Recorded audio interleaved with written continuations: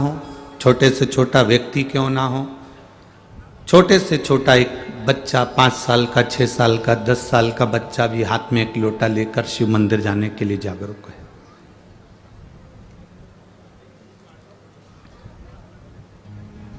और ये जरूरी है।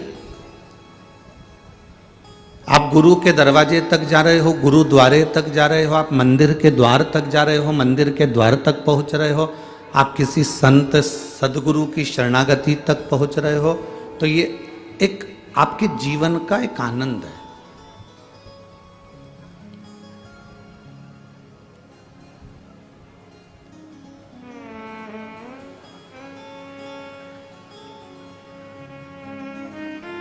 कोई किसी सदगुरु से पूछा कि हम मंदिर जाएंगे तो हमको क्या मिलेगा?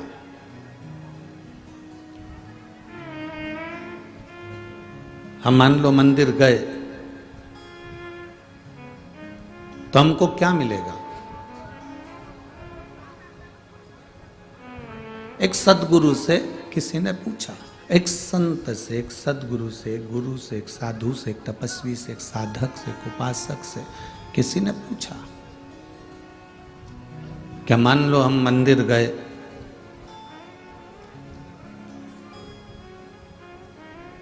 हम गुरुद्वारे तक गए, हम भगवान की चौखट तक गए, हम गुरु की चौखट तक गए, हम मंदिर, देवालय, शिवालय तक गए, तो हमको क्या मिलेगा?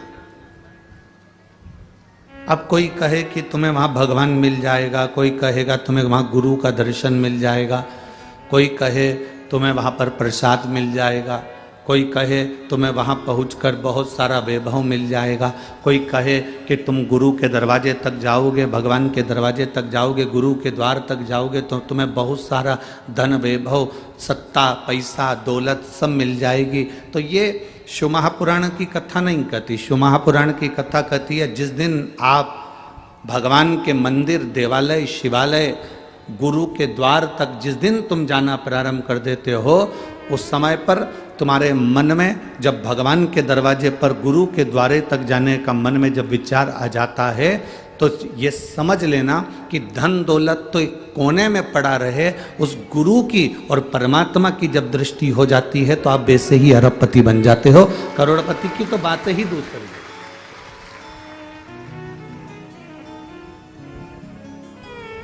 आप उसकी शरणागति के करीब में पहुंचे।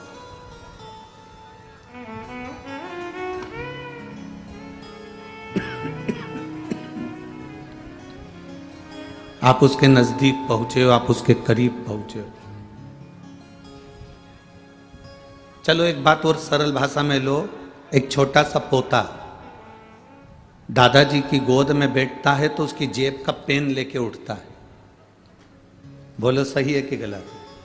उसकी जेब में कोई डायरी रखी है तो डायरी निकाल लेता है। बोलो सही है कि गलत है? दादाजी की गोद में बैठा है तो मोबाइल रखा है तो मोबाइल निकाल लेगा, डायरी रखी है डायरी निकाल लेगा, पेन रखा है पेन निकाल लेगा। और दादी की गोद में बैठा है तो उसके पास में जो पर्स में डब्बियां रखी है, लौंग की डब्बी है, इलायची की डब्बी है, सुपारी की डब्बी है, तंबाकू की डब्बी है, उसके उसके उसके पर्स में, उसके बैग में जो जो सामान होगा, छोटा सा बैग है तो उसकी चेन खोलेगा, दादी के पास बैठेगा, माँ के पास बैठेगा, चेन खोल के उसमें जो जो सामान होगा, उसका भले वो लाली लिपस्टिक क्यों ना, जो भी सामान उसके बैग में होगा वो उस बैग में से निकाल ले। बोलो सत्य है कि गलत है? जम के तो बोलो जरा। ठीक है। दादाजी की गोद में बैठा तो दादाजी का कुछ ना कुछ सामान लेके उठा, दादी की गोद में बैठा तो दादी का कुछ ना कुछ सामान लेके उठा, नानी की गोद में बैठा तो कुछ ना कुछ सामान लेके उठा, नाना की गोद में बैठा तो कुछ ना कुछ सामान लेके उठा। उसी तरह हम सबके दादा, दादी, नाना, नानी, वो ईश्वर, वो परमात्मा, वो मेरा ओघड़दानी, वो शंभु, वो भोलेनाथ, उनकी गोद में जब हम बैठते हैं तो कुछ ना कुछ लेकर उठते ही हैं, खाली उठते ही नहीं।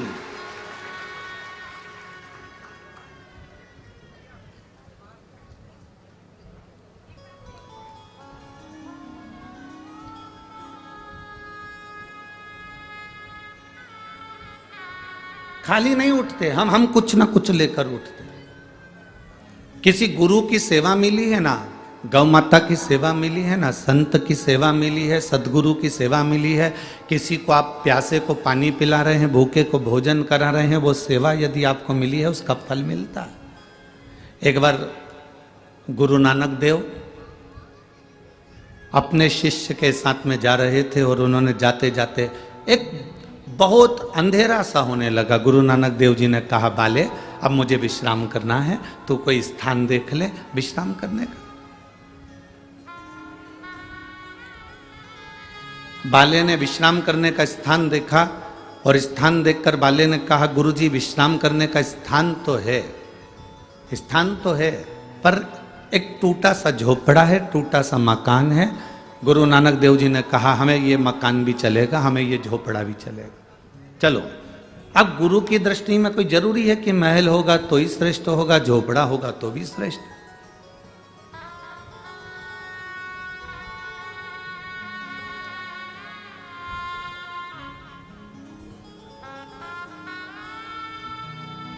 बड़ा महल हो उसमें ज्यादा भजन होता है, या छोटा झोपड़ा हो उसमें ज्यादा भजन होता है।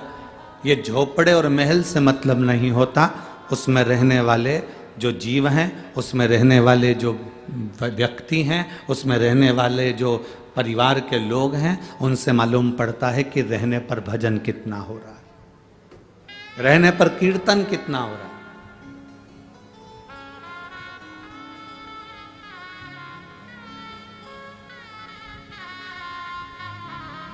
उसमें रहने वाला भगवान की अविरल भक्ति को कितना धारण कर रहा है।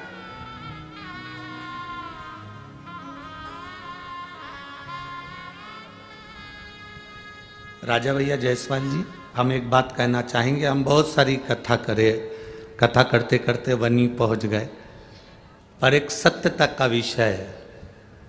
हम सुबह सुबह मॉर्निंग वॉक करने के लिए उठते हैं, तो ऐसा कहीं नहीं कि कहीं नहीं उठते, सब जगह उठते हैं। पर हम उठकर पूरी मॉर्निंग वॉक कर लेते हैं, भगवान का भजन कर लेते हैं, कीर्तन कर लेते हैं, मंत्र जाप कर लेते हैं, अपने कमरे में पहुंच जाते हैं, तब तक कोई जजमान या जजमान पत्नी नहीं उठ पाते। पर आपके यहाँ ठहरे पहले दिन से देख रहे हैं कि हम उठते हैं, उसके पहले आप लोग उठकर झाड़ू भी लग जाती है, रंगोली भी डल जाती है और दिया भी लग जाता है।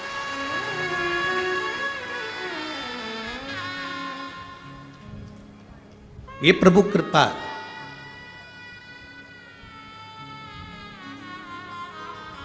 एक ये राजकुमार जी जायसवाल जी का घर देखा, और एक छत्तीसगढ़ में हम कथा करने गए थे, वहां पर भी एक जायसवाल परिवार ने कथा कराई। क्या नाम था उनका? वेणुगोपाल जायसवाल। वो वेणुगोपाल जायसवाल की धर्म पत्नी स्कूल में टीचर, और वेणुगोपाल कोई कंपनी में काम करता है, हाँ कोई छोटा मोटा वो काम करता, वेणु शंकर जायसवाल। अब उन्हें कथा ले ली। अब कथा ली, और कथा लेने के बाद वो 3 बार कुबेरेश्वर धाम पर आया। अब 3 बार में से 2 बार तो हम नहीं मिले, 1 बार हम उसको मिले। हम थे ही नहीं 2 बार में, तो जिस समय हम वहां थे उस समय वो मिला। वेणु शंकर जायसवाल, छत्तीसगढ़ कौड़िया है ना, कौड़िया। अब आते से ही बोला, गुरुजी हमने कथा ली है, और कथा लगभग लिए हुए, देखो ये शिव का अनुभव है, ये हमारे जीवन के कुछ अनुभव हैं जो आपके बीच में हम कभी कभी कह देते हैं, नहीं तो अपने अनुभव कभी नहीं कहते। हम जितना बन सकता है कथा कहने का प्रयास करते हैं। उसने कहा, गुरुदेव कथा ली है और 4 महीने बचे हैं, और 1.5 साल पहले हमने कथा ली। हमने कहा हो गई तैयारी? कहने लगा, गुरुदेव पत्नी टीचर है और मैं एक जगह पर काम करता हूँ, साधारण सा मेरा परिवार। हमने कहा कथा का क्रम देख रहे हो, इतना बड़ा क्रम होता है, कितना पंडाल की व्यवस्था, मंच की व्यवस्था, साउंड की व्यवस्था, भोजन की व्यवस्था, बैठने की व्यवस्था कितनी होती है वेणुगोपाल जी। तो कहे गुरुजी पहले तो इतना नहीं था, पर अब देखकर तो बहुत थोड़ा सा लग रहा है। हमने कहा क्या चाहते हो? तो कि बस कथा ली है, कथा हो जाए। हमने कहा विश्वास है ना तुमको कि भोलेनाथ कथा करने आएंगे और कथा करवाएंगे और कथा सुनेंगे? कहाँ पूरा है। तो हमने कहा बस बाबा से विनती करो और तैयारी करो।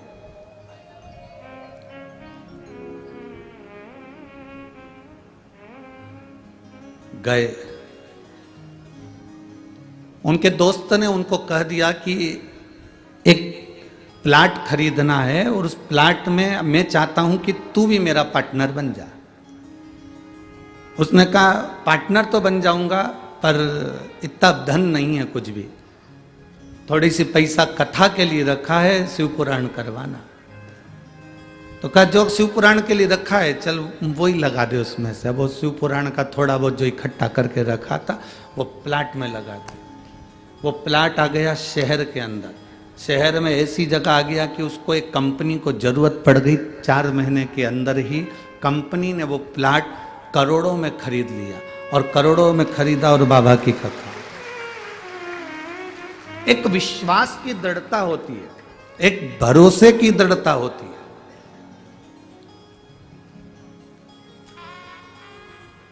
आज किसी से भी पूछा जाए कि वेणुगोपाल जी क्या काम करते हैं, तो लोग कह देते हैं साहब उन्होंने एक शंकर का मंदिर बनवा दिया, उन्होंने एक धर्मशाला का निर्माण प्रारंभ करवा दिया और प्रॉपर्टी का इतना बड़ा व्यापारी हो गया कि शहर में, छत्तीसगढ़ के उन शहरों में उसका आज तक नाम और वर्चस्व में चल रहा। ये बाबा देने वाला, आपका तो विश्वास दृढ़ है। आप भरोसे के साथ कहते हो कि हम आपसे भी कहते हैं, यहाँ जितने कथा सुनने आते हो बाबा से, तुम जब प्रार्थना करो, अपने दादा की जब गोद में बैठो, अपने बाबा की जब गोद में बैठो, तब उस समय तुम्हारा विश्वास इतना पक्का होना चाहिए कि शंकर कोई और नहीं, शंकर मेरा वो रब है, शंकर मेरा वो गुरु है, शंकर मेरा वो भाव है कि मैं उनकी गोद में जब बैठूंगा तो मेरा बाबा मुझे खाली नहीं छोड़ेगा। मैं उसकी गोद से जब उठूंगा तो कुछ ना कुछ लेकर उठूंगा।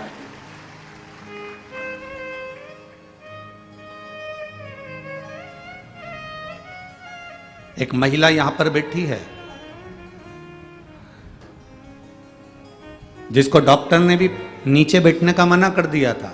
पाँव में तकलीफ थी, घुटने में तकलीफ थी, कमर में तकलीफ थी, गैप था, और डॉक्टर ने कह दिया था कि तुम नीचे कभी नहीं बैठ पाओगे। वो पहले दिन कथा सुनने के लिए आई थी तो साथ में स्टूल लेकर आई थी और उसने सुना पहले दिन की कथा में कि अगर दिल से बैठकर सुन रहे हो तो जो मांगोगे, ये घुटने का दर्द, ये कमर दर्द, तो तुम हमें लिखकर भेजोगे। आज उसने पत्र भेजा। राधिका जोशी भद्रावती जिला चंद्रपुर से आई है। कहीं बैठी हो तो हाथ हिला देना। भद्रावती जिला चंद्रपुर। 3 साल से मेरे पैरों में तकलीफ थी। ऐसा कोई हॉस्पिटल नहीं है जिसमें मैंने इलाज नहीं करवाया। नीचे 3 साल से नहीं बैठ पाई थी। कहाँ है? हाथ हिलाओ एक बार। हाँ ठीक है, दिख गए।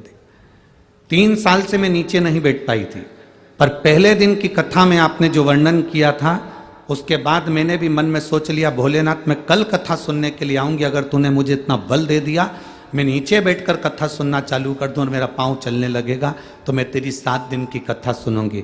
बाबा 2 से 3 दिन मैंने यहाँ कथा सुनी और बाबा की कृपा से मेरे पैरों ने काम करना प्रारंभ करा। अब घर पर भी मैं नीचे बैठ सकती हूँ और कथा में भी नीचे बैठ सकती हूँ। ये शिव तत्व, बैठो बहन, शंभु शिव तत्व, ओ घड़ी शंभु है।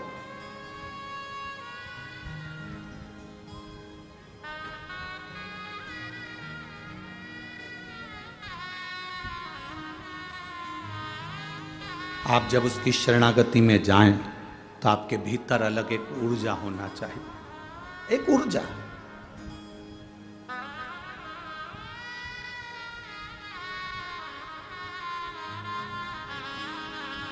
हम जिस नगर में, शहर में, सीहोर में रहते हैं, उस नगर में, शहर में, सीहोर में जिस रोड पर रहते हैं वहां हमारे पास में डाकघर है, पोस्ट ऑफिस, और पीछे वाली रोड पर गुरुद्वारा।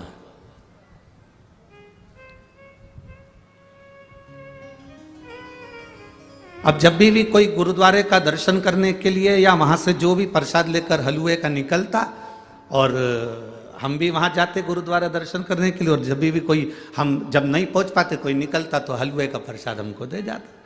अब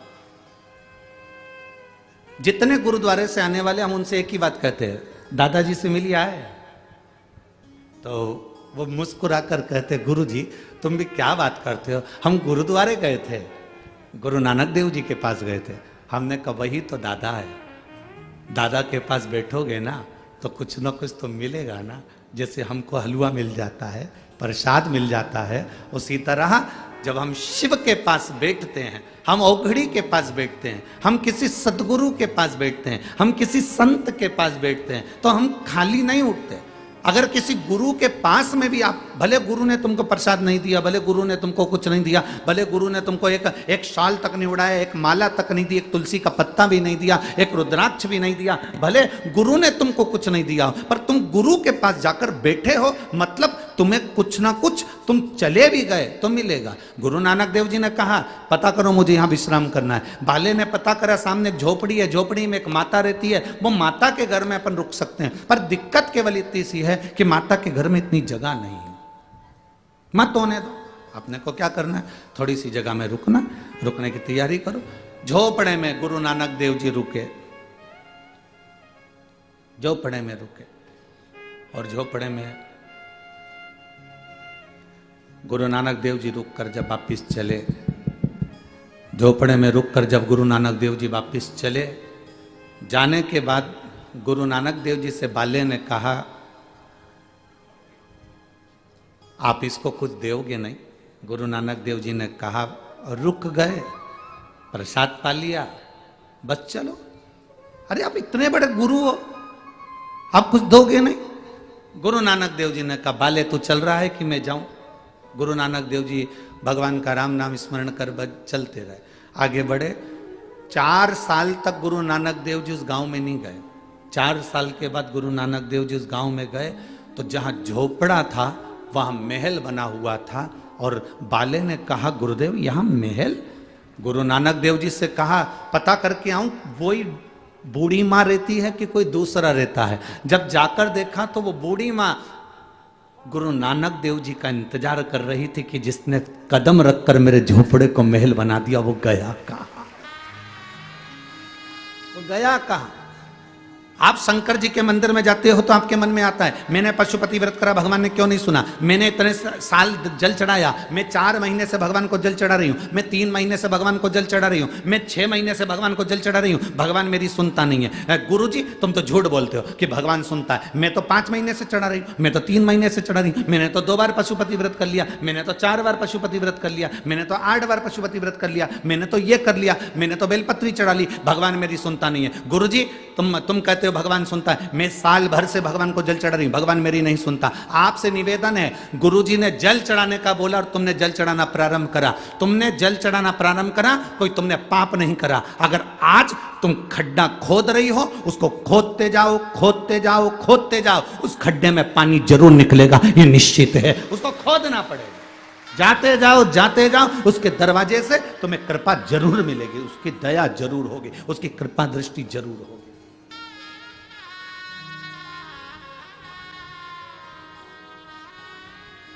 शंभो शरणे पड़ी मांगू घड़ी रे घड़ी, दुख काटो दया करी न दर्शन आपो। शंभो शरणे मांगू घड़ी रे घड़ी, दुख काटो दया करी न दर्शन आपो। दरवाजे से कुछ नहीं मांगे तो भी सब कुछ देता है, सब कुछ। हम बस उसके द्वार तक पहुंचे, हम बस उसकी चौखट तक पहुंचे।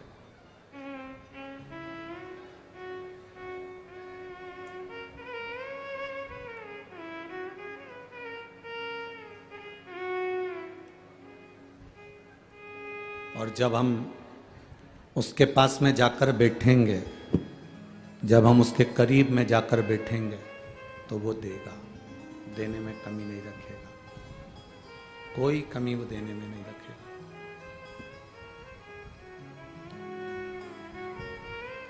तेरे मंदिर में आना मेरा काम है और मेरी बिगड़ी बनाना। इनको बढ़ा दो बाबा। तेरे मंदिर में आना मेरा काम है और मेरी बिगड़ी बनाना तेरा काम। हम पहुंचे उसके दरवाजे पर, वो स्वीकार करेगा, आपको स्वीकार।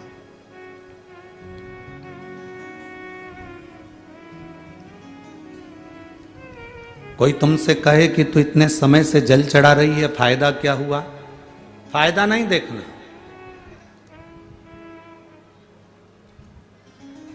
तो इतने समय से भगवान के मंदिर जा रही है, फायदा क्या हुआ? फायदा नहीं देखना। व्यापार थोड़ी ना कर रहे हो कि मुनाफा और देखोगे या फायदा देखोगे या नुकसान देखोगे या लाभ देखोगे या हानि देखोगे। भगवान के मंदिर में जल चढ़ाना लाभ और हानि के लिए चढ़ा रहे हो क्या? अरे बोलो तो जम के। फायदे के लिए चढ़ा रहे हो कि ये फायदा होगा तो हम चढ़ाएंगे ना।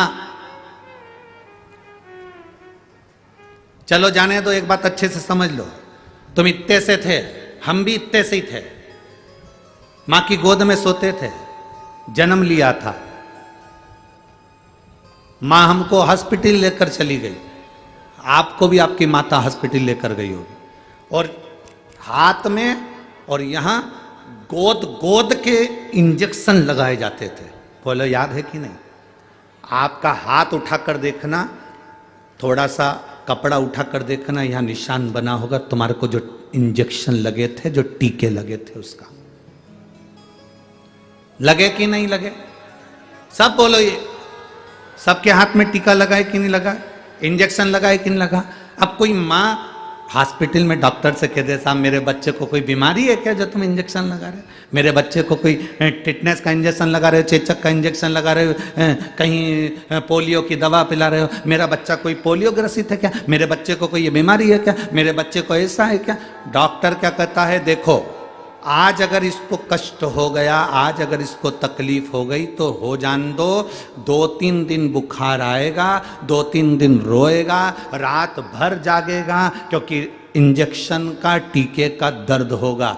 तुम भी जागना पड़ेगा, टेंशन मत लो। अगर आज इंजेक्शन लग गए, आज अगर पोलियो की दवा पी ली, आज अगर चेचक के इंजेक्शन टीके लग गए तो ये आखिरी तक, इसके मरते दम तक इसको ये बीमारी लौट कर नहीं आएगी, इसकी गारंटी हमारे पास।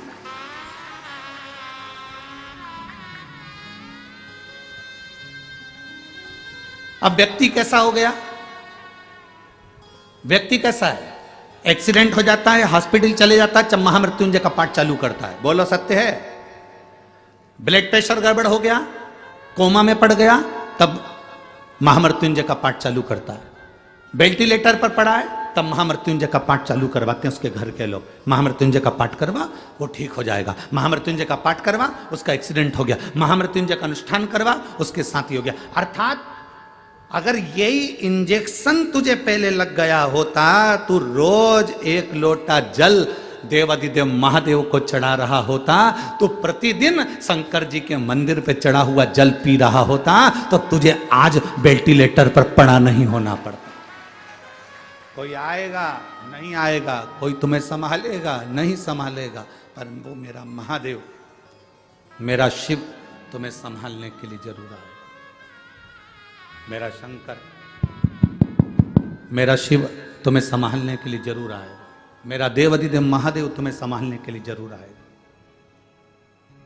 अगर तुम्हारा विश्वास दृढ़ है, तुम्हारा भरोसा पक्का है, तुम शिव के शिव तुम्हारा हो गया, तो फिर तुम्हें पीछे नहीं हटना।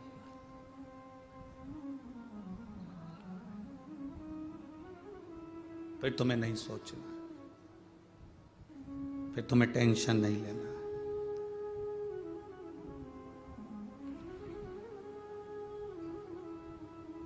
दर्पण में मुख नहीं होता, संसार में सुख नहीं होता।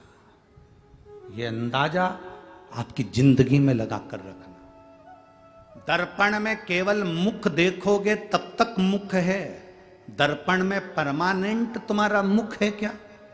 अरे बोलो तो जम के। नहीं, दर्पण में मुख नहीं होता और इस संसार में सुख नहीं होता।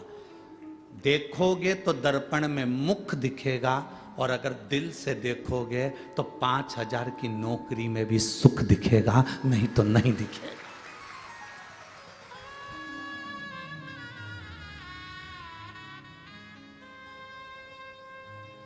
दर्पण में परमानेंट मुख नहीं होता, देखोगे तब दिखेगा। संसार में सुख नहीं होता, देखोगे तो दिखेगा। आपने सोच लिया कि मैं 10,000 की नौकरी में भी सुखी हूं, मतलब आप सुखी हो। और कोई करोड़ों रुपए कमा ले और उसमें भी नहीं सुखी रहता, उसमें भी जिंदगी भर रोता रहता, तो उसमें सुख नहीं है। आप 2 रोटी खा रहे हो और सुख की जिंदगी जी रहे हो, तो आपको रूखी रोटी में भी सुख नजर आएगा, और नहीं तो कोई घी की भी दे देगा तो सुख नजर नहीं आएगा। उसमें सुख का भान नहीं होगा। दर्पण में मुख नहीं होता और संसार में, बोलो बोलो जम के बोलो, सुख नहीं होता। दर्पण में मुख देखना पड़ता है और संसार में सुख देखना पड़ता है। आपके घर में जितना धन है, जितना वैभव, जैसी गाड़ी, जैसा बंगला, उसमें आप सुख देखोगे, आपको सुख मिलेगा। आप दूसरे के घर में झांकोगे, आप दूसरे के ओर देखोगे तो सुख का अनुभव नहीं होगा। आप दूसरों से अपने जीवन को कंपेट में रखोगे, अपने जीवन को संतुलन देखोगे कि मेरे बराबर है कि नहीं, ना मैं उसके बराबर हूं कि नहीं, नहीं, हमको नहीं देखना।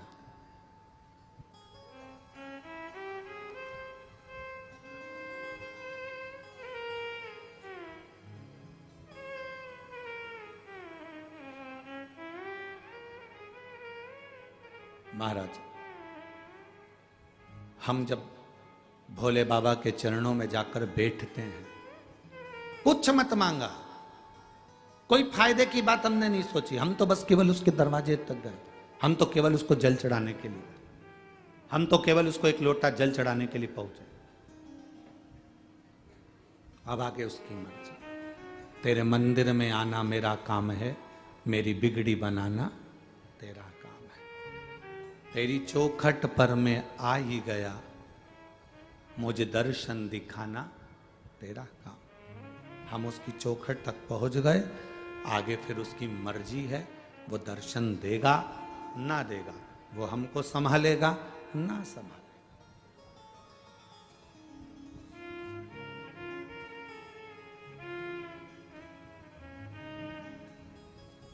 दो जगह गिरना होता है, एक रोड पर चल रहे हो तब गिर गए, और एक मंदिर में दर्शन कर रहे हो तब गिर गए। दो जगह गिरना, दो जगह गिरने का क्रम, एक रोड पर चलते चलते गिर गए, एक मंदिर में गिर गए।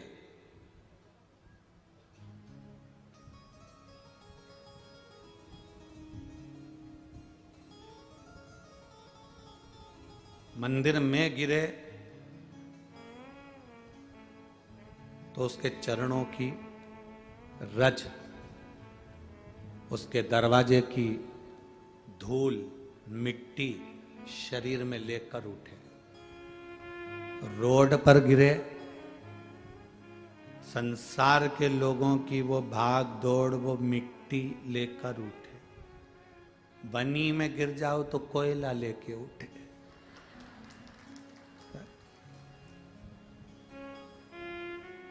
अब उठे,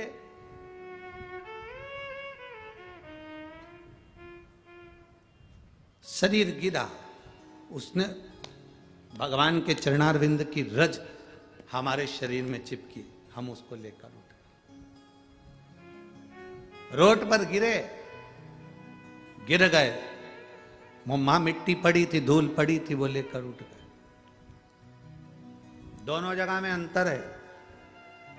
परमात्मा के चरणों में गिरने में अंतर है, वहां गिरे, उसकी चौखट पर गिरे हो तो वो संभालेगा, और किसी के साथ जाते जाते गिर गए तो जो साथ वाला है वो संभालेगा। पर जिसकी चौखट पर गिरे हो वो अंतिम समय तक संभालेगा, और जिसके साथ चलते चलते गिरे वो केवल हॉस्पिटल तक संभालेगा, उसके बाद नहीं संभाल सकता।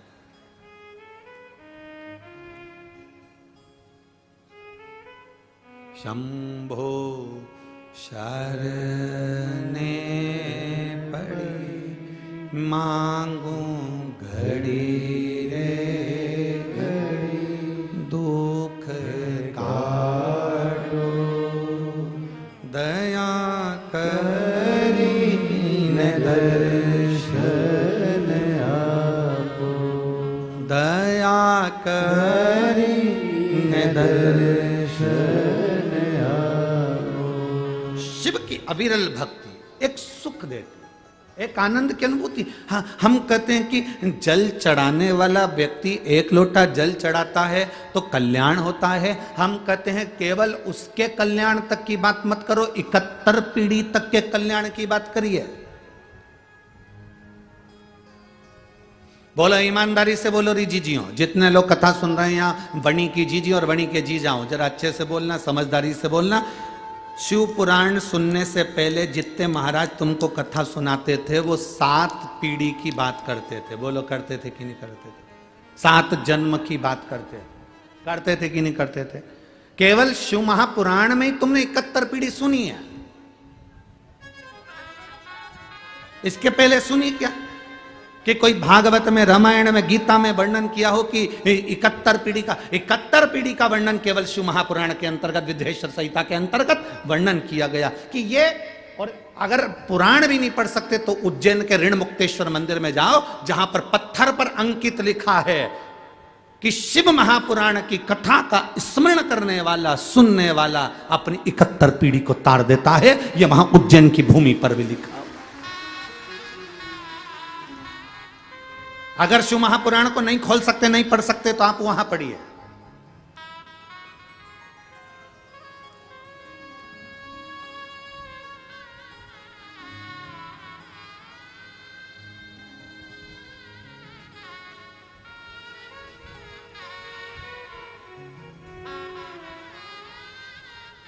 आप अध्ययन तो करो, आप पढ़ो तो क्या लिखा है। एक बार श्री देवऋषि नारद भ्रमण करते करते श्रीमन नारायण श्रीमन नारायण श्रीमन नारायण श्रीमन नारायण बोलते बोलते देवऋषि नारद पहुंच गए इंद्रलोक में। जब देवऋषि नारद इंद्रलोक में पहुंचे, देवऋषि नारद जब इंद्रलोक में पहुंचे तो वहां बहुत सारी अप्सराएं नृत्य कर रही थी, बहुत अप्सराएं नृत्य कर रही थी। एक अप्सरा देवऋषि नारद ने देखी जिसका नाम था वपु। कौन सी अप्सरा है? नाम बोलो आप लोग। वपु। कौन सी अप्सरा है? वपु। एक वपु नाम की अप्सरा वहां एक कोने में खड़ी थी, ना नृत्य कर रही थी ना गायन कर रही थी, खड़े, जिसके मस्तक पर त्रिपुंड लगा हुआ था।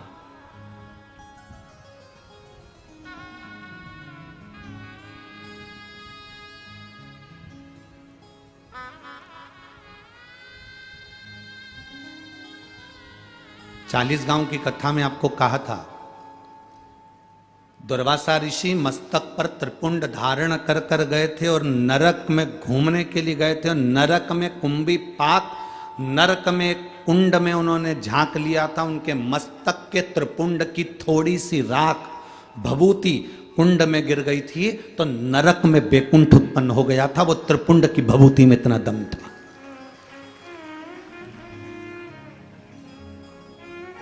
शिवजी पे चढ़ी हुई भभूत में इतना दम था। आप लोगों से निवेदन है, आप रोज भभूति नहीं लगा सकते, आप रोज त्रिपुंड नहीं लगा सकते, आप रोज भगवान का चंदन मस्तक पर नहीं लगा सकते, तो भगवान के ऊपर जो जल चढ़ता है उस जल को अपने ऊपर छीट लिया करो। 24 घंटे एनर्जी रहेगी, 24 घंटे बल।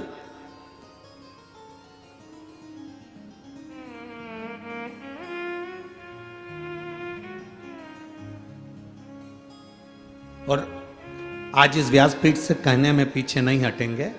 हम तो इतना जरूर कहेंगे, अगर कोई व्यक्ति बीमार है, हॉस्पिटल लेकर जा रहे हो, लग रहा है कि इसको बड़ी बीमारी की आशंका है, इसका किडनी लीवर डैमेज हो चुका है, इसको कहीं कैंसर जैसा रोग दिख रहा है, इसके शरीर में कोई ना कोई बड़ी बीमारी डॉक्टर बोल सकता है, तुम्हें लग रहा है कि घबराहट हो रही है, भय लग रहा है कि मैं डॉक्टर को दिखाने नागपुर जा रही हूँ, मैं डॉक्टर को दिखाने के लिए चंद्रपुर जा रही हूँ, मैं डॉक्टर को दिखाने के लिए यवतमाल जा रही हूँ, मैं डॉक्टर को दिखाने के लिए यहाँ जा रही हूँ, और तुम्हें लग रहा है कि कहीं कोई बड़ी बीमारी ना आए, तो हमारा निवेदन है, सबसे पहला काम करना, हॉस्पिटल डॉक्टर को दिखाने से पहले शंकर के मंदिर में जाना, एक लोटा जल समर्पित कर कर आचमन करना, एक बेलपत्री उठाना, तुम खाओ तो ठीक, ना खाओ तो ठीक, उसको पर्स में डालना या जेब में रखना और उसको लेकर हॉस्पिटल तक जाना और कुंदकेश्वर महादेव का नाम लेकर जाना। कभी बड़ी बीमारी नहीं निकल सकती।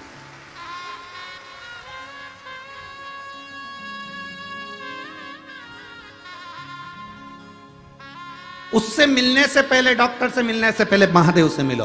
अकाल मृत्यु वो मरे जो काम करे चंडाल का, काल उसका क्या बिगाड़े जो भक्त हो महा काल का। जो शिव की आराधना करता हो, शंकर से मिलकर गया हो, शिव से मिलकर।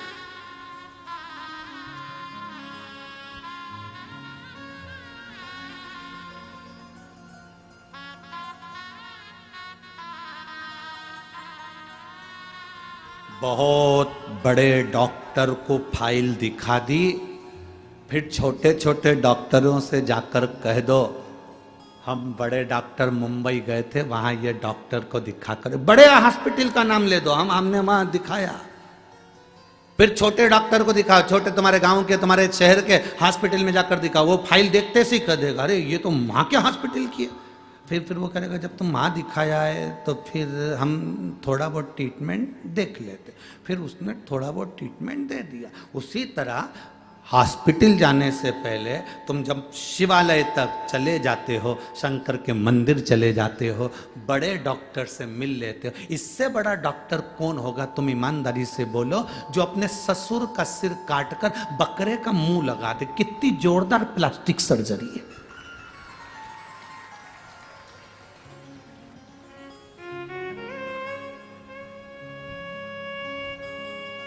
एक लड़के ने लिखकर भेजा, गुरुजी ये बताओ कि गणेश जी का सिर कटा तो शंकर भगवान ने गणेश जी का ही सिर क्यों नहीं जोड़ दिया वापिस, हाथी का सिर क्यों जोड़ा? तो हमने कहा ये तो कोई भी कर लेगा, हाथ टूटा हाथ कोई भी जोड़ देगा, पर हाथ की जगह पांव तो लगा के बता, तब मालूम पड़ेगा कि सही सर्जरी हुई कि नहीं हुई। यहां से थोड़ी सी चमड़ी निकाल कर यहां लगा दी, यहां का थोड़ा सा अंग निकाल कर यहां लगा दिया, यह तो कोई भी कर सकता है। सिर कटा वही की वही सिर तो कोई भी जोड़ सकता है, पर दिक्कत जहां लोगों को लगती है, लोग कहते हैं सनातन धर्म पर उंगली उठाते उठाते तुम्हारे भगवान ने सिर काटा था, वही की वही सिर क्यों नहीं जोड़ दिया, हाथी का सिर क्यों लगाया? हमारा कहने का मतलब केवल इतना सा है, किसी मनुष्य के शरीर पर हाथी का मुंह जोड़कर अब समझे कि प्लास्टिक सर्जरी इसको कहते हैं, और वो भी जिंदा।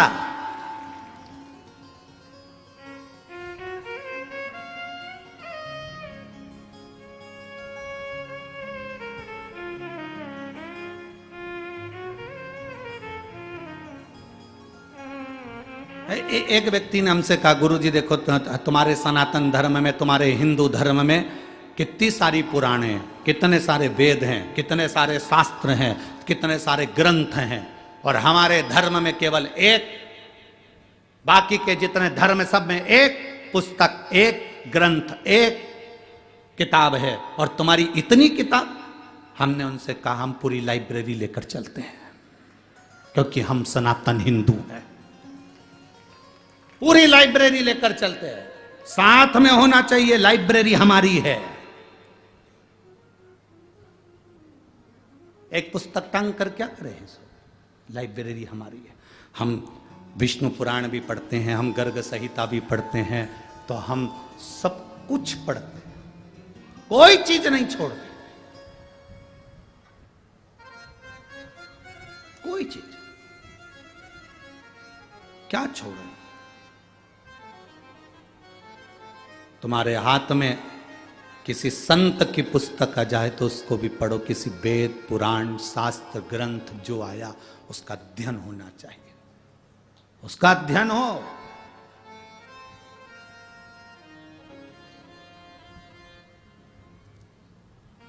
अब वो समय नहीं रहा जिस समय में केवल एक कथा वाचना चालू कर दो, इनका जन्म यहाँ हुआ, उनका जन्म वहाँ हुआ, उन्होंने ये करा, उन्होंने वो करा, और कथा पूरी हो गई। 4 भजन सुना दिए, सबको ताली बजवा दी, थोड़ा बहुत नाच लिए, कूद लिए और कथा पूरी हो गई। शिव महापुराण में तो इतना समय भी नहीं होता कि एक भजन की जगह 2 भजन गा लिया जाए। एक भजन के लिए भी थोड़ा सा समय बीच में फंसाना पड़ता है, तब जाकर कोई भजन हो पाता है, नहीं तो वो कथा इतनी लंबी तक चल जाती है कि आपके भीतर शिव तत्व कैसे प्राप्त हो।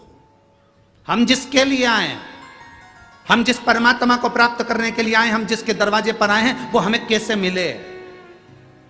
हम गुरु के दरवाजे पर जाएं और उस गुरु के दरवाजे पर जाएं तो हम अगर गुरु के दरवाजे पर पहुंचे, भले हमारा गुरु वहां सामने नहीं हो, पर गुरु ग्रंथ भी अगर वहां पर है तो उस ग्रंथ में गुरु का दर्शन होना चाहिए।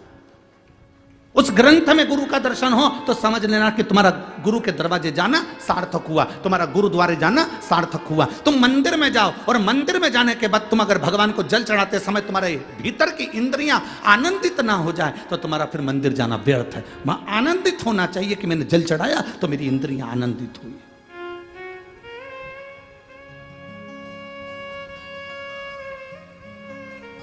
बपू खड़ी है, इंद्रलोक की सारी अप्सराओं में अलग खड़ी है, सिर पर त्रिपुंड लगा हुआ है, चंदन का तिलक लगाया हुआ, कंकु का तिलक लगाया हुआ, सिर पर थोड़ा सा तिलक लगाया हुआ व्यक्ति अलग दिख जाता है। पूरी ट्रेन में, ट्रेन के अंदर लोग चढ़े हुए हैं और अगर आप तिलक लगाकर चढ़ गए हो तो यह पक्का है कोई ना कोई तुमको ऐसा मिल जाएगा जो थोड़ी सी जगह देकर सीट पर बिठाई देगा। तिलक का यह फर्क पड़ता है।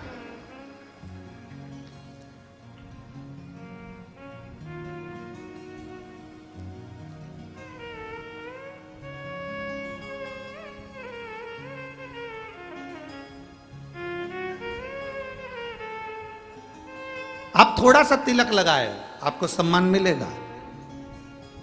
बहुत बहुत हम कहेंगे आप लोगों को थोड़ी सी काली मिर्ची भी लग सकती है, क्योंकि हमारी बात से लोगों को जरा काली मिर्ची लाल मिर्ची थोड़ी ज्यादा लगती है।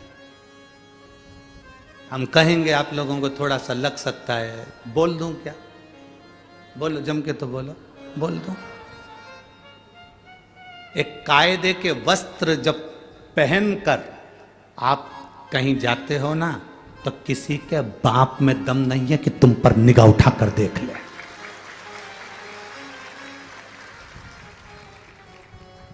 जब वस्त्र कायदे का नहीं होता तो लोग फायदा उठाते हैं। वस्त्र कायदे का नहीं होता तो लोग फायदा उठाते हैं। घाव पांव में है तो डॉक्टर से पूछना कि पट्टी क्यों बांधता है।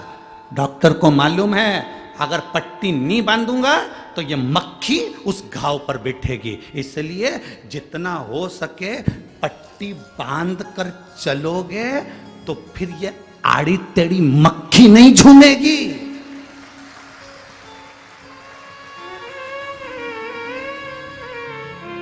मक्खी झूमती तब है जब घाव दिखते हैं, जब हमारा शरीर नजर आता है।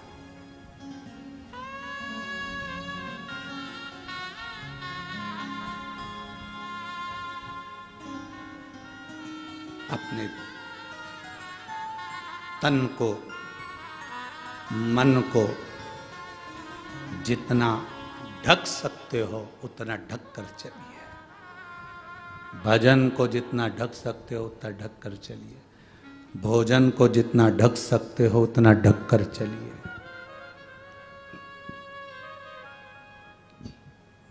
भजन, भोजन, धन और नारी जितनी पर्दे में रहती है उतनी सेफ रहती है,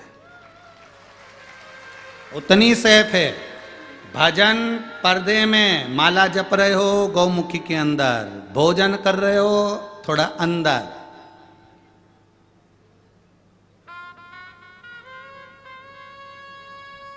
पहले के जमाने में लोग भोजन घर में करते थे,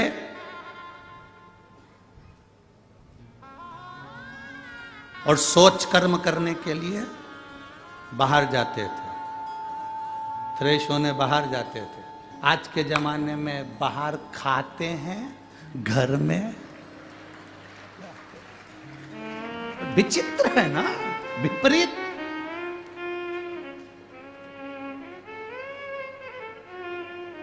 सारी होटलों पर खाकर आएंगे और किसी के यहाँ अतिथि के यहाँ मेहमान के जाएंगे, जाते से पूछेंगे टॉयलेट का।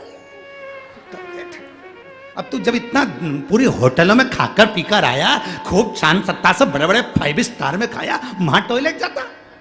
आते से ही अतिथि के घर में हमको पहले घर में खाते थे, बाहर जाते थे, अब बाहर खाते हैं, घर में जाते हैं। इतना विचित्र। और क्या कहते हैं, हम बहुत पढ़े लिखे हैं। अरे शून्य हो।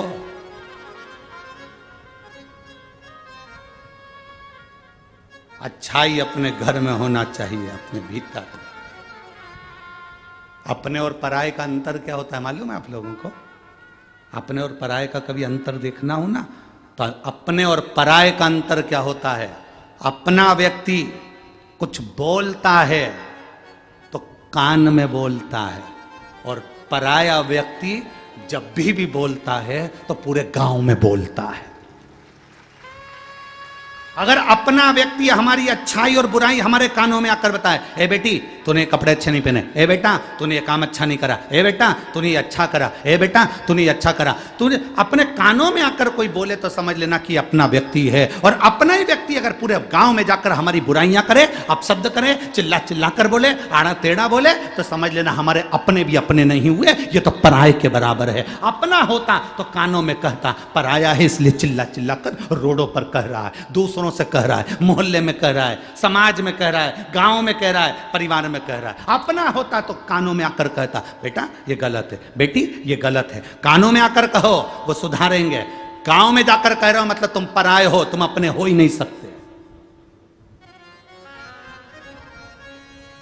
अपने और पराये का सबसे बड़ा भेद यही होता है, अपना व्यक्ति कानों में आकर कहता है, बेटा ये गलत है, बेटी ये अच्छा है, बेटी ये गलत है। और पराया व्यक्ति पूरे गांव में डोंडी पीट पीट कर कहता है, बताओ उसने ऐसा कर दिया, हमारा ही रिश्तेदार, हमारा ही ये, हमारा ही वो, और उसने ऐसा कर दिया।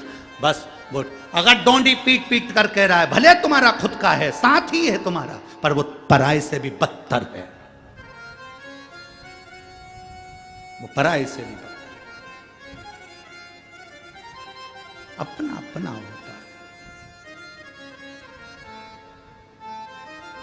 बहुत धीरे से समझाया जाए, बहुत धीरे से समझाया जाए कि ये गलत है, ये सही है, ये ठीक है। बपू देव ऋषि नारद ने देखा कि मस्तक पर त्रिपुंड लगाकर, तिलक लगाकर खड़ी है और भगवत स्मरण में डूबी हुई है। उसके मस्तक के तिलक से पहचान गए नारद जी की ये शिव भक्त है, ये शंकर की उपासक है, ये शंकर की आराधना करने वाली है, ये शंकर की उपासक है। उसकी पहनावे से, उसके चेहरे से पहचान गए कि ये शंकर की उपासक है।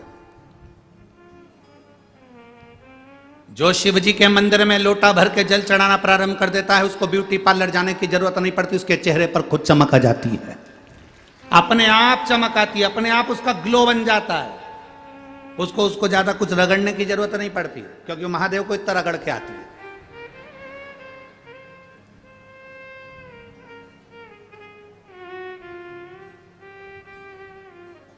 33 कोटि देवताओं के मंदिर में सबसे ज्यादा चकाचक आज के जमाने में महादेव ही हैं।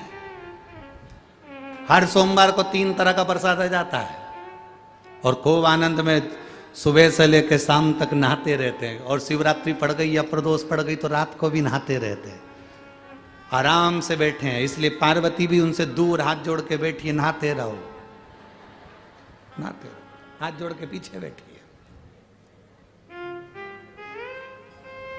नंदी भी बाहर है।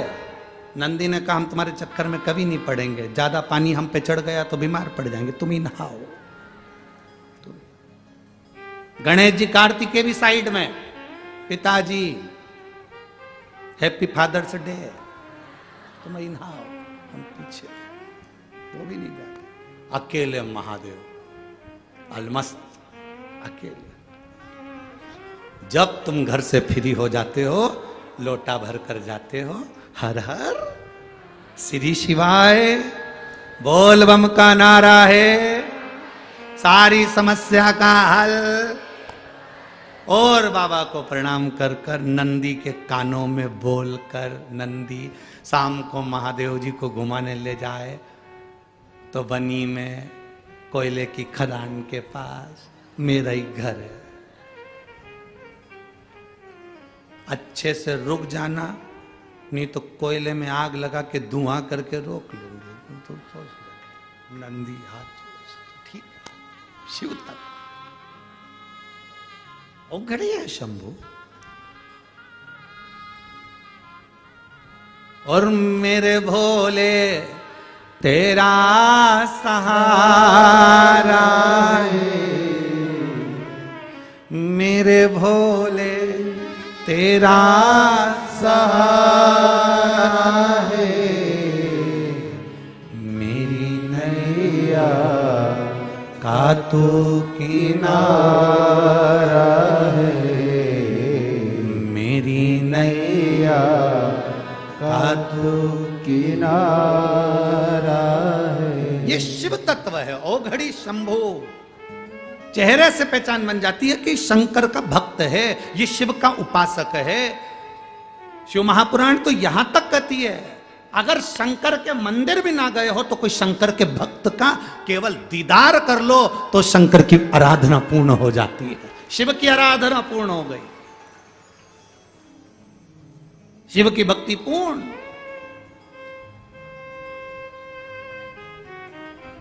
कुछ मत मांगो, बैठे हो तो भी सब कुछ दे देगा। ये 7 मार्च से 13 मार्च तक कुबेरेश्वर धाम सीहोर में रुद्राक्ष उत्सव है। अभी 15 फरवरी तक रुद्राक्ष सीहोर में बटेंगे, उसके बाद में फिर रुद्राक्ष बटना बंद हो जाएंगे, फिर 15 मई से चालू होंगे। क्योंकि बीच में रुद्राक्ष उत्सव है तो उसकी तैयारी करना, व्यवस्था करना, और जो शिवजी के अभिषेक के जो रुद्राक्ष 2 साल के रखे हुए थे वो सारे के सारे बटकर पूर्ण हो गए। 15 तारीख तक शायद पूरे के पूरे ही समाप्त हो जाएंगे। तो अब जितने रुद्राक्षोत्सव के रुद्राक्ष थे वो तो पूर्ण हो गए।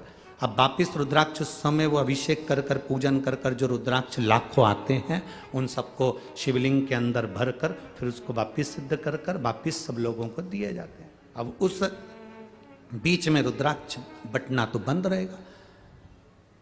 अब लोग सोचें कि रुद्राक्ष तो मिलेगा नहीं, हम सीहोर कथा सुनने के लिए, हमारा निवेदन है आप उस कंकर शंकर की धरा पर 7 दिन, 5 दिन, 3 दिन, 2 दिन, 4 दिन बैठकर एक रात्रि विश्राम कर कर जब आप कथा सुनेंगे, बेग भले कैसा भी लेकर आओगे, पर यह विश्वास से कहते हैं कि अगली बार आओगे तो उसमें एक बेग तुम्हारा धन से भी भरा होगा जो तुम बाबा के ऊपर लुटा कर जाओ। क्योंकि कुबेरेश्वर धाम का एक नियम है, जो आता है वो 3 महीने में वापस जाता है। आप में से कई बैठे होंगे जो एक बार नहीं कम से कम 2-3 बार हो जाए हो, जो एक बार नहीं कम से कम 2 बार तो गए होंगे कुबेरेश्वर धाम, कम से कम 2 बार गए होंगे। आप में कई बैठे होंगे जो एक बार नहीं कम से कम 2 बार होकर आए हो, क्योंकि एक बार जो जाता है वो दूसरी बार फिर बुलाता है। 7 मार्च से 13 मार्च तक रुद्राक्ष उत्सव में भले रुद्राक्ष ना मिले, पर प्रयास करना परिवार के साथ, कुटुंब के साथ, घर के साथ, दोस्तों के साथ, सहेलियों के साथ अपना डेरा कुबेरेश्वर धाम पर हम 7 दिन, 5 दिन, 3 दिन, 2 दिन बैठकर कथा कर तत्व ग्रहण करें, उस कंकर शंकर की भूमि पर रहें जो 12 ज्योतिर्लिंग के बीच में है, और वहां रहकर हम कथा और शिव पुराण का आनंद लेकर श्री शिवाय नमस्तुभ्यम कहकर बाबा से अपने दिल की बात कहें।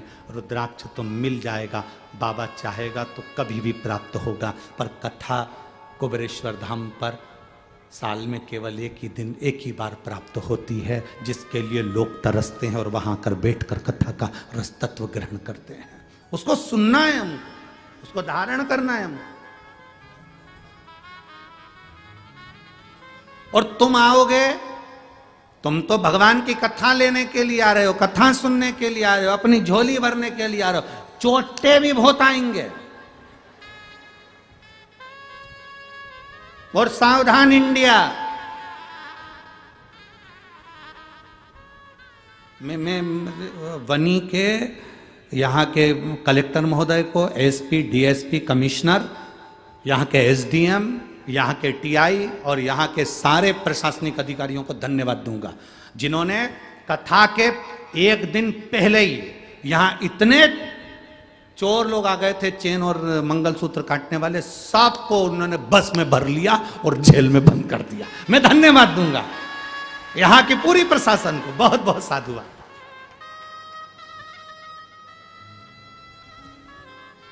और आपसे निवेदन है, जितने लोग कुबेरेश्वर धाम आने वाले हैं, आपसे निवेदन है, वहां पर सोना चांदी लेकर मत आना, क्योंकि मेरा कुबेर भंडारी डायमंड है। तुम्हारा सोना चांदी लेकर मत आना, मेरा कुबेर भंडारी पारस मणि है। पारस मणि जानते हो, जिसको छूता है लोहे को भी सोना कर देता है। तो तुम आना, छूना, सोने होकर चले जाना। बाद में 3 महीने बाद फिर आकर कुबेरेश्वर धाम पर बताना कि बाबा ने दिया कि नहीं दिया। तुम सोना चांदी लेकर मत आना, तुम्हारी अंबानियां लेकर मत आना, तुम्हारा जेवर आभूषण और महंगा वाला मोबाइल लेकर मत आना। तुम तो जिस पे तुम्हारा फोटो अच्छे से खींच सको बस वो लिया आना, बाकी के जाने। हमें करना क्या, भजन और स्मरण, भक्ति, अविरल भक्ति को। तुम्हारे चेहरे का तेज बताएगा कि तुमने शिव तत्व कितना प्राप्त करा। बपू अप्सरा इंद्रलोक में साइड में खड़ी है, सिर पर त्रिपुंड लगाए। नारद जी पहचान गए, ये कोई साधारण नहीं, ये शिव की उपासक है, ये शंकर की उपासक है। और पहचान ऐसे ही होती है महाराज, ऐसे।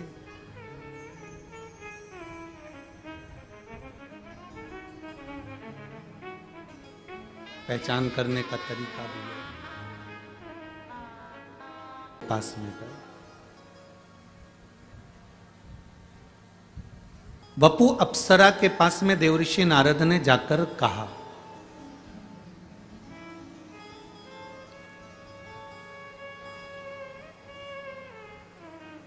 कुछ भारी काम होता है ना, प्रबल काम, तो किसी अच्छे को ही सौंपा जाता है, किसी अच्छे को ही दिया जाता है। कई लोग ये विचार करते हैं कि मंदिर में जैसे 4 ट्रस्टी हैं, गुरुद्वारे में कोई 5 लोग ट्रस्टी हैं, गुरु के आश्रम में कोई 5 लोग 6 लोग ट्रस्टी हैं, या किसी मंदिर में, शिवालय में, देवालय में कोई 5-7 लोग ट्रस्टी हैं। 4 लोग कोई काम ही नहीं करते और एक व्यक्ति बहुत काम करता। लंगर लगाना है तो वही लगाएगा, व्यवस्था करना है तो वही करेगा, मंदिर में जल भरना है तो वही भरवाएगा, नल की मोटर सही करवाना है तो वही करवाएगा, कहीं कुछ पकवान बनवाना है तो वही बनवाएगा, मंदिर की पुताई करवाना है तो वही करवाएगा, कोई कपड़ा सिलवाना है तो वही सिलवाएगा। तो कभी कभी उसकी पत्नी उससे कहती है, तुम फ्री हो क्या? इतने सारे ट्रस्टी हैं, इतने सारे काम करने वाले हैं, इनको कोई काम नहीं मिलता और आपको काम करना पड़ता। पत्नी को खुश होना चाहिए।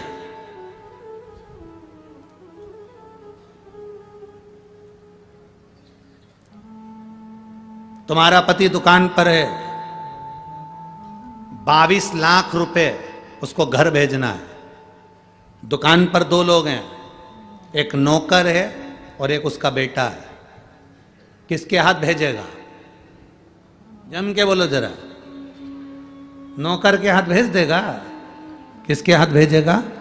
बेटे के हाथ। मंदिर में, शिवालय में, देवालय में, गुरुद्वारे में, संत के यहाँ, गुरु के यहाँ, किसी मंदिर, देवालय, तीर्थ में अगर तुम्हें सेवा करने का मौका मिल रहा है, यदि तुम्हारा शरीर इस काम के लायक है कि भगवान के मंदिर में झाड़ू तुझे लगवाना है, पुछाई तुझे करवाना है, ये काम तुझे करवाना है, लंगर तुझे लगवाना है, भंडारे तुझे चलवाना है, तो तुम अगर ऐसा काम कर रहे हो तो ये मान कर चलना तुम महादेव के बेटे हो, इसलिए तुम पर काम अच्छा सौंपा गया।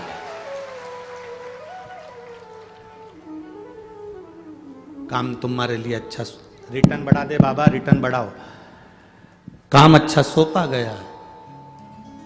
तुमको अच्छा अगर काम दिया गया है तो समझना कि तुम बाबा के पुत्र हो, तुम बाबा के बेटे हो।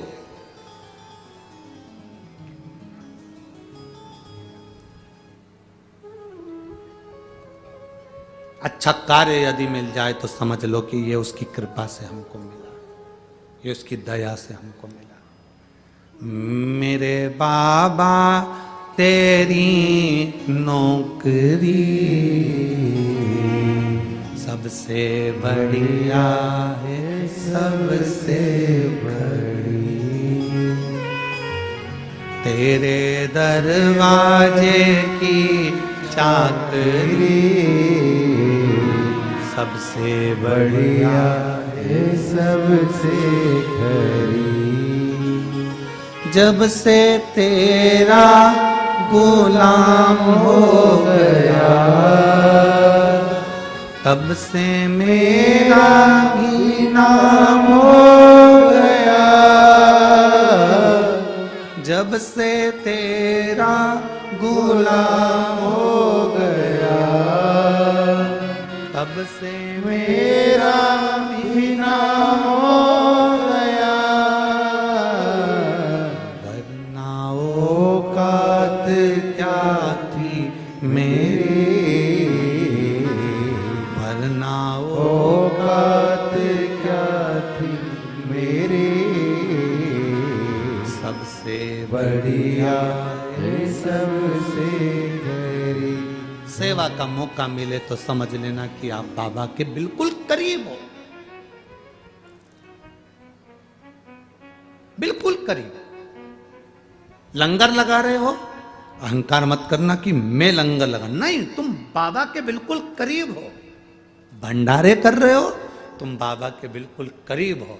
किसी प्यासे को पानी पिला रहे हो, बाबा के करीब हो।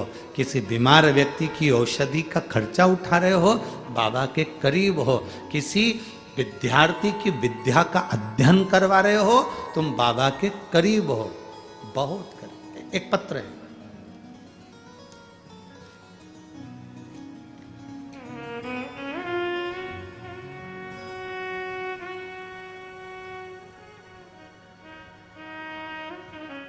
मेरा नाम पमार चंदा सिंह, ग्राम निवासी सालीबड़ा, सालीबड़ा मंडल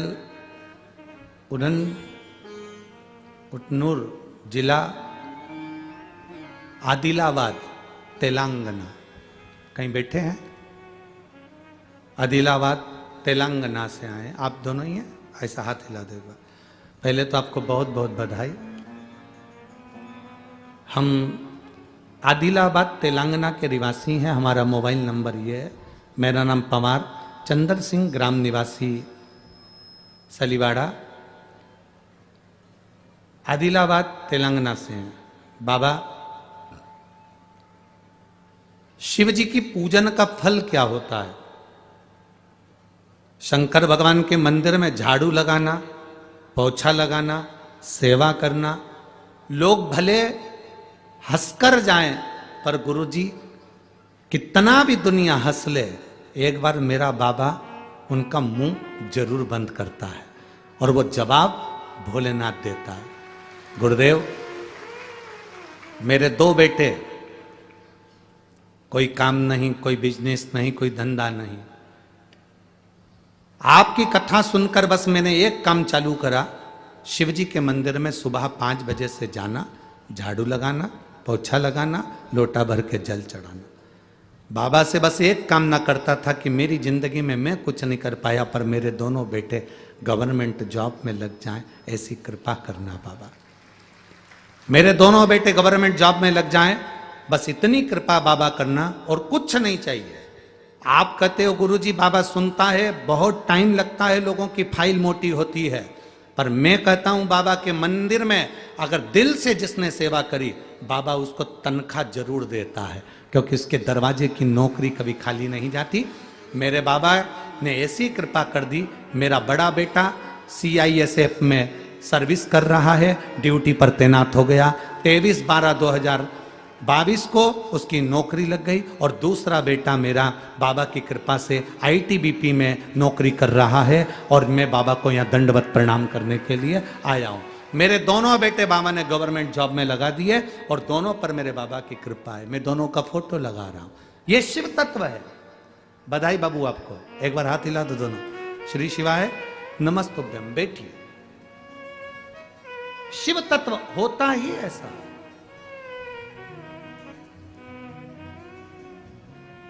आप दिल से उससे मांगते हैं, दिल से कहते हैं, वो दिल से। एक पत्र और है,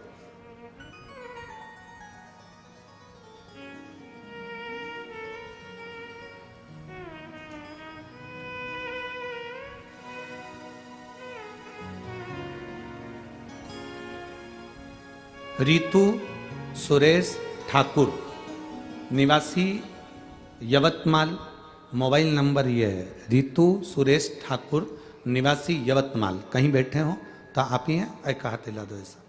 यवतमाल। मोबाइल नंबर मेरा बाबा के। ये वर्णन क्या गुणगान करूं गुरुदेव। बहुत साल से प्रयत्न कर रहे थे, सरकारी जॉब नहीं लग रही थी, पूरी उम्मीदें छोड़ दी थी। 2018 में एक पेपर दिया था, वो पेपर का भी रिजल्ट नहीं आया था। अब टीवी के ऊपर किसी ने कथा सुनी और उस बहन ने हमसे कहा, आप अगर मंदिर में जाकर कुछ नहीं कर सकते तो बैठ जाया करो। सियोर वाला महाराज कहता है, अगर बैठ कर भी आपने उससे प्रार्थना करी तो सुनेगा, और मंदिर की झाड़ू लगा दिया करो। हमने मंदिर की झाड़ू लगाना प्रारंभ करी। बाबा का मैं क्या गुणगान करूं गुरुदेव। जो 2018 में एग्जाम दिया था, सब तरह से वो एग्जाम निष्फल था, उसका कोई रिजल्ट नहीं आना था, पर बाबा की झाड़ू लगाने का क्या फल ये मिलता है। 2023 को बाबा ने ऐसी कृपा करी कि हमारा जॉब लगा और आज मैं गवर्नमेंट जॉब में नौकरी कर रही। मैं बाबा को यहाँ धन्यवाद देने के लिए। एक बार हाथ हिला दो ऐसा। श्री शिवाय नमस्तुभ्यम। बैठिए बहन, साधुवाद आपको। शिव तत्व होता ही ऐसा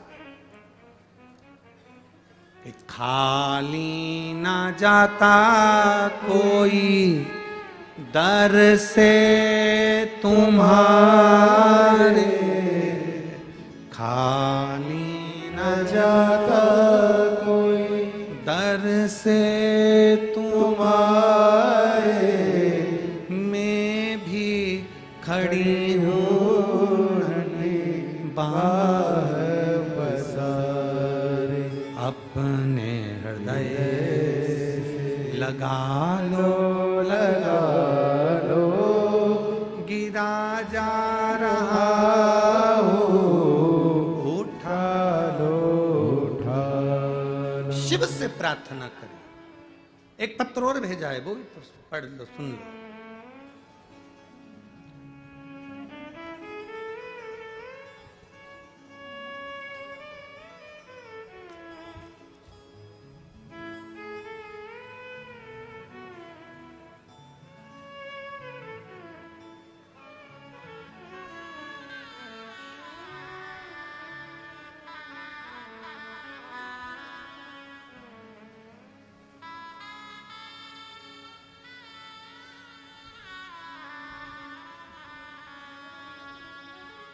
मेरा नाम मंजूषा युवराज हिंगे है। मैं ग्राम आसोला, तहसील जिला यवतमाल की रहने वाली हूँ। कहीं बैठी हो, हाथ हिला सकती हैं। कहीं बैठी हो। मेरा नाम मंजूषा युवराज हिंगे। मैं ग्राम आसोला तहसील जिला यवतमाल की रहने वाली है। कहीं बैठी हो तो हाथ हिला सकती है। दिख गई? हाथ हिलाओ एक बार ऐसे तो दिख जाओगे। हाँ दिख गए हो, ठीक है। श्री शिवाय नमस्तुभ्यं। मैं ग्राम आसोला की रहने वाली हूं गुरुदेव।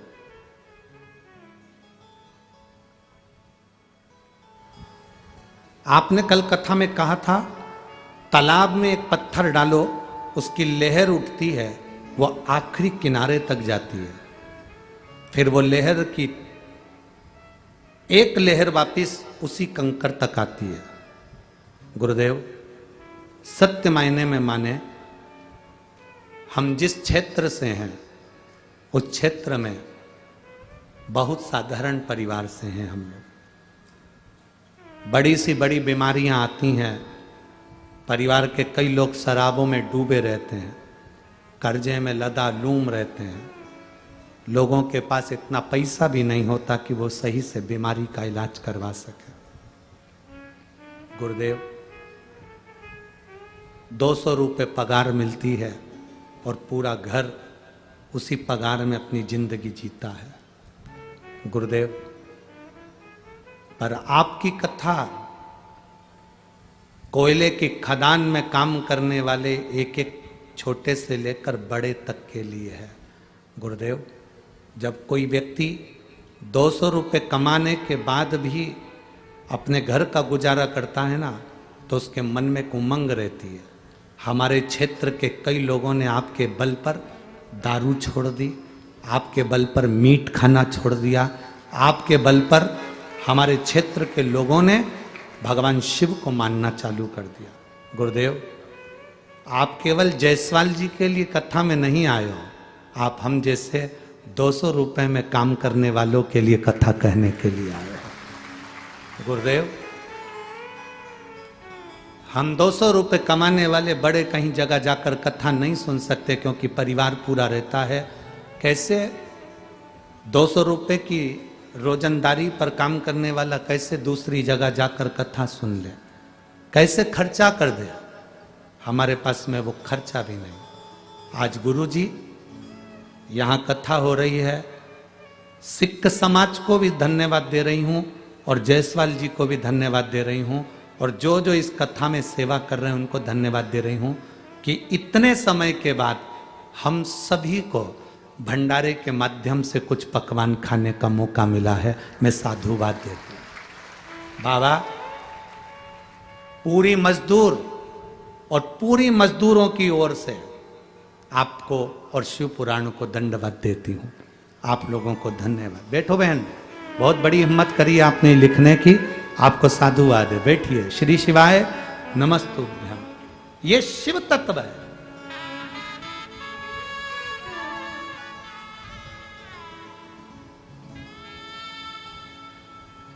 आज हमको अच्छा लगा, जायसवाल जी, राजा भैया, बड़ी खुशी हुई। यहाँ सिख समाज के भी लोग बैठे हैं, हमको बड़ा प्रसन्नता हुआ। इस चीज की प्रसन्नता, हमारे पास लोग प्रश्न करते थे, आप कथा करिए ना, आपको भंडारे से क्या मतलब है? इतने लोगों को भोजन क्यों करवाते हो? जो आता है वो भोजन करके जाता है। आज हमें प्रसन्नता है कि हमारा कथा करना सार्थक हो गया, कम से कम लोगों के मुख में कुछ निवाला तो गया। आज हमें सार्थकता सिद्ध हो गई शिव महापुराण की। आज सिद्धता है। श्रद्धा बेटी, आपकी कथा करवाना सार्थक हो गई आज इस पत्र के माध्यम से। सार्थक। सुनो, करो जो बन जाए अपने हाथों से कर चलो। यह मानव शरीर सहज नहीं है, सहज नहीं। जब ये पानी की बोतल देने वाले फर्स्ट और सेकंड बैरिकेड के अंदर बोतल बांटते हैं तो हमारे को दिल दुखता है। ये बोतल खरीद कर ला सकते हैं, बोतल उनको दी जाए जो धूप में बैठे हैं।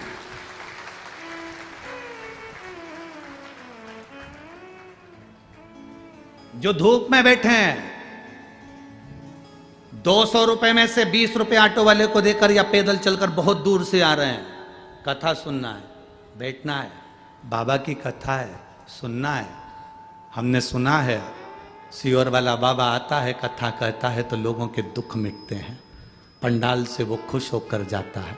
ये तमन्ना लेकर जब वो शिव की कथा तक आता है तो जी कोई खाली नहीं जाता। ये मेरा विश्वास करता है 3 महीने में बाबा भंडार भर कर देता है।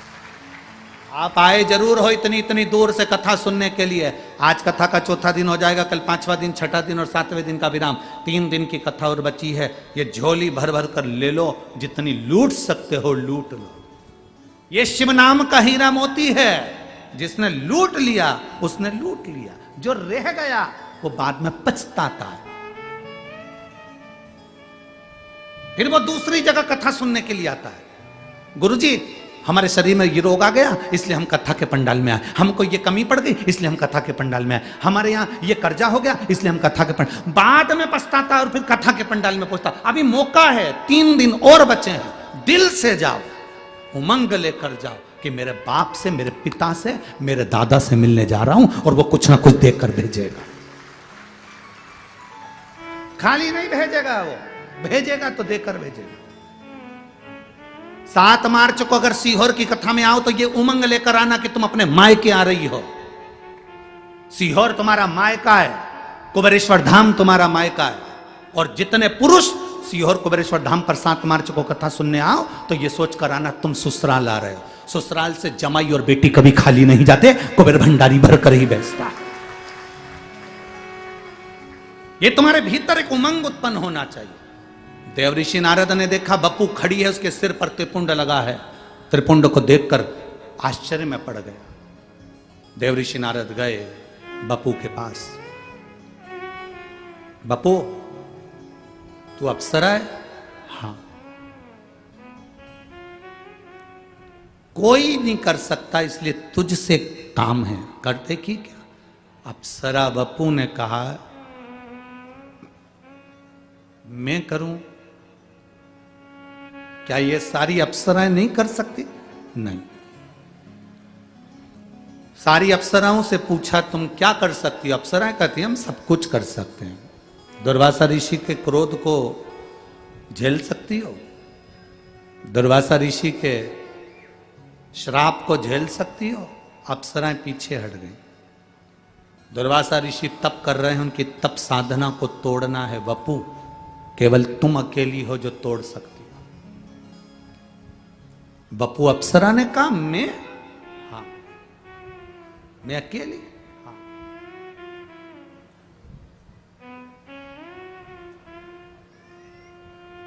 केवल तुम अकेली हो जो ये तप साधना तोड़ सकती हो। तुम में वो बल है। अगर विश्वास निश्चित है तो उसका फल मिलेगा। एक पत्र है, उस पत्र में एक ने लिखा मेरा नाम संध्या बाउस्कर, मैं नासिक में रहती हूँ, मेरा मोबाइल नंबर ये है। कहीं बैठी हैं? संध्या बाउस्कर कहीं बैठी हो तो हाथ हिलाएं। आप ही हैं? बच्ची को लाई हैं साथ में? हाँ लिया इसको, लिया। मैं वर्णन करना चाहती हूँ गुरुदेव। मेरी बहू 3 महीने की गर्भ में थी, तब डॉक्टर, नासिक के डॉक्टर, नागपुर के डॉक्टर, पुणे और मुंबई के डॉक्टरों ने कह दिया था ये बच्चा गिरवा दीजिए, ये बच्चा मत रखिए, इस बच्चे का सिर बड़ा है, इसका भेजा बेकार है, शरीर विकलांग है, इस बच्चे को तुम मत रखो। लेकिन बहुत सालों के बाद तो बाबा ने संतान दी गुरुदेव। मेरी बहू से मैंने कहा, डॉक्टर ने कहा है कि इस बच्चे को मत रखो, इस बच्चे का माइंड काम नहीं करेगा, बोलेगा नहीं, बैठ नहीं पाएगा, चल नहीं पाएगा, हाथ पैर इसके काम नहीं करेंगे, ये पूर्ण तरह से विकलांग पैदा होगा। मेरी बहू ने कहा नहीं मां, सीहोर वाला महाराज कथा में छाती ठोक कर कहता है कि शंकर पर चढ़ी हुई बेलपत्र साधारण नहीं होती, शिव जी पे चढ़ा हुआ जल साधारण नहीं होता। मां मैं शंकर पर चढ़ी हुई बेलपत्र खाती रहूंगी और अपने बच्चे को स्वस्थ रखूंगी। भले डॉक्टर कह दिया कि इसको मत रखो, गिरा दो, इसको अवर्षण करवा दो इसका, पर मैं इस बच्चे को अवर्षण नहीं करने दूंगी। गुरुदेव 5वां महीना पूर्ण हुआ, फिर डॉक्टर को दिखाया तो डॉक्टर ने कहा इस बच्चे का सिर बढ़ चुका है। सोनोग्राफी में आया कि बच्चे का सिर बढ़ चुका है, ये बच्चा नॉर्मल नहीं है, ये बच्चा जीवन भर के लिए बेकार रहेगा, चलेगा नहीं, बैठेगा नहीं, उठेगा नहीं, बोलेगा नहीं, देख नहीं पाएगा, सुन नहीं पाएगा। पर डॉक्टर ने तो कह दिया, पर शिव पुराण तो शिव पुराण है ना गुरुदेव, भगवान शंकर की कथा तो शंकर की कथा है। पूरा भरोसा रखा। एक बेलपत्री लाती, पेट पर रखती, रात्रि को सिराने रखती, 2 दिन बाद उसको खा लेती, जल चढ़ा हुआ पी लेती, और बाबा की कृपा से मैंने 9 महीने निकाले, और बाबा की कृपा से जब बच्चे ने जन्म लिया तो डॉक्टर ने खुद कहा कि ये बच्चा पूर्ण तरह से स्वस्थ है।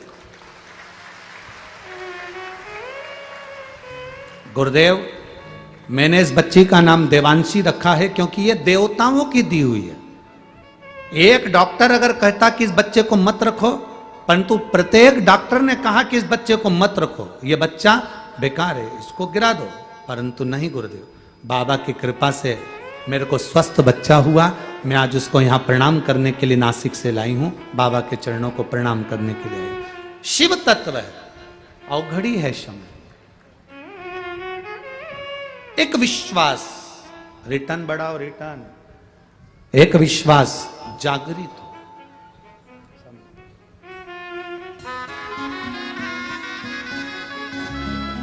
प्रणाम करो, प्रणाम करो।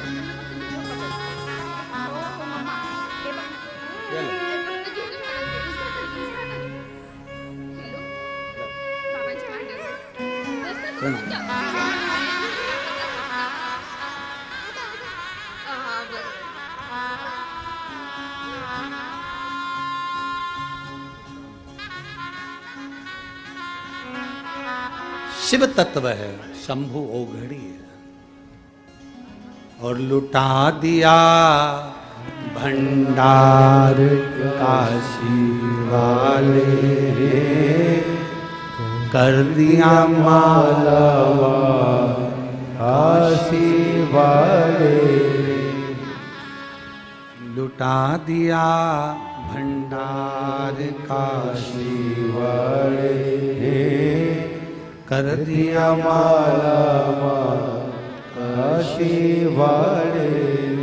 मिले कथा सुनो, 100, 150, 500, 250 किलोमीटर की दूरी पर भी हो तो सुनने चले जाओ। 5 फरवरी से 9 फरवरी तक झारखंड में जमशेदपुर में काजू बागान में कथा होगी, 2 बजे से 5 बजे तक। पतालेश्वर शिव महापुराण कथा सुनना, उसको 5 दिन की है। जो नीचे नहीं बैठ पाते वो भी अच्छे से सुनना, और उस बीच में तुम करके देखना जो उपाय उसमें बताए जाए, हड्डी की मजबूती के लिए जो बताया जाए उसको करना। और 5 दिन के बाद एक मैसेज जरूर डालना कि हमारे पांव चलना प्रारंभ हुए कि नहीं हुए, हमारा वॉकर छूटा कि नहीं छूटा, हम लोग अच्छे से चल पा रहे हैं कि नहीं चल पा रहे, और बैठ पा रहे कि नहीं बैठ पा रहे। सुनो उस कथा, पतालेश्वर महादेव कथा, पतालेश्वर शिव पुराण कथा 5 दिन चलेगी वो। 5 तारीख से 5 फरवरी से 9 फरवरी तक 2 बजे से 5 बजे तक आस्था चैनल पर आए, जमशेदपुर झारखंड। और जो झारखंड के लोग हैं वो सुने, झारखंड और बिहार के आसपास के जितने क्षेत्रवासी हैं सुनो, धारण करो।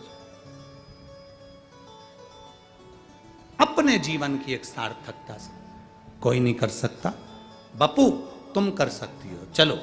बपू ने कहा क्या काम है? दुर्वासा ऋषि का तप साधना को तोड़ना, उसमें तो वो श्राप दे देंगे, हाँ, पर आपका चेहरा बता रहा है कि आप वो तप साधना को तोड़ने के बाद भी आपके चेहरे पर कोई सल नहीं आएगा, आप झेल सकते। घर में जो बहन भाई होते हैं, एक बहन भाई ऐसा होता है जो सबकी सुनने को तैयार रहता है। ए भैया तू चले जा, पापा मारेंगे, तेरे को कुछ नहीं कहेंगे।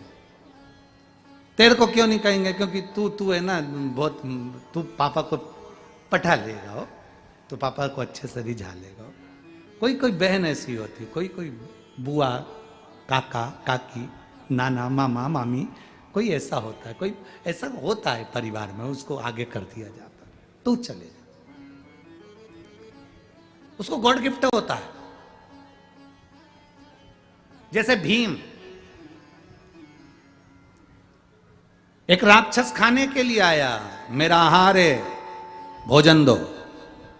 कुंती ने मना कर दिया, मैं अपने बच्चों को नहीं दूंगी। कोई नहीं गया। पांडु कुमार ने भी मना कर दिया, मैं अपने बच्चों को नहीं दूंगा। दोस्त ने रख लिया, दोस्त ने रख लिया, बचा एक, भीम अकेला। भीम को आगे कर दिया, तू चले जा। पर उस पर गॉड गिफ्ट थी, राक्षस उसे खाने आया था, वो राक्षस को निपटा दिया। किसी किसी को गॉड गिफ्ट होती है। कोई कितनी अपशब्द कह दे, कोई कितना ही ताना दे दे, कोई कितनी गाली दे दे, कोई कितना ही बोल ले, वो निठल्ला बड़ी आराम से सुनता रहता। पापा बोलो, पापा भी कह देते, कैसी औलाद पैदा करी है तूने। तो मां भी कह देती, शिव पुराण सुन के हुई है, शिव पुराण सुन, बड़ी मजबूत है। अब ये डॉक्टर उन कह दे कि साहब ये बच्चे को मत रखो, और उसके बाद भी ये बच्चे अगर जन्म ले लिए तो ये अकाल मृत्यु वो मरे जो काम करे चंडाल का, और काल उसका क्या बिगाड़े जो भक्त हो। अब शिव जी रखे इसको।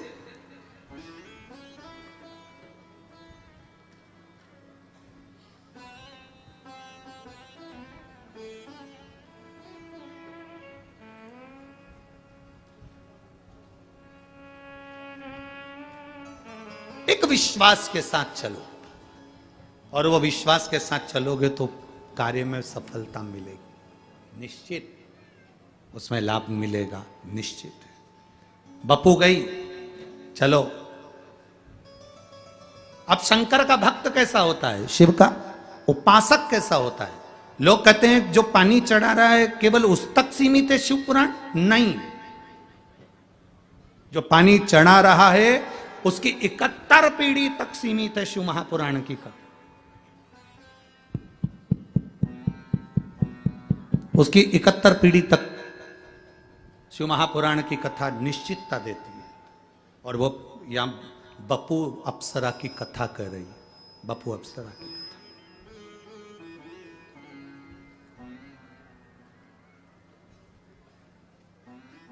उसने अपनी वाणी से दुर्वासा ऋषि के पास में खड़े होकर गाना प्रारंभ करा।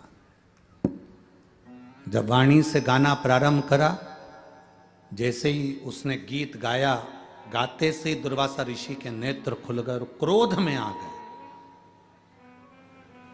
क्रोध में, ये कौन है जिसने मेरे तप को, मेरी साधना को, मेरी आराधना को तोड़ दी? बपू अप्सरा को देखकर क्रोधित हो गए दुर्वासा ऋषि, और क्रोध में आकर उन्होंने बपू अप्सरा से कहा, री अप्सरा तुम मेरे तप बल को तोड़ने के लिए आ गई? मैं तुझे श्राप देता हूं, 16 साल तक तू पक्षी बनकर घूमेगी।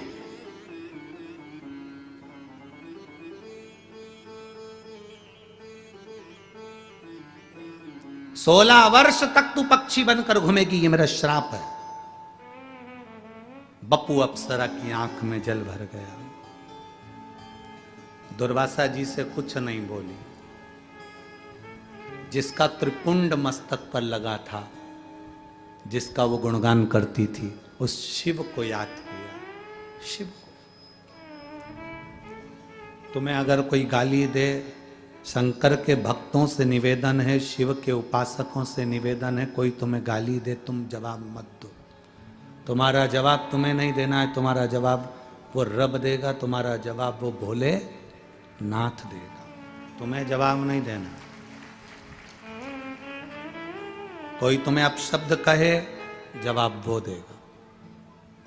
तुम्हें कोई आड़ा टेढ़ा, जैसे वो भैया ने लिखा था जो वहां से आए हैं, तो उन्होंने लिखा इस पत्र में कि तेलंगाना से जो आए थे, उन्होंने लिखा कि दुनिया हंसती है,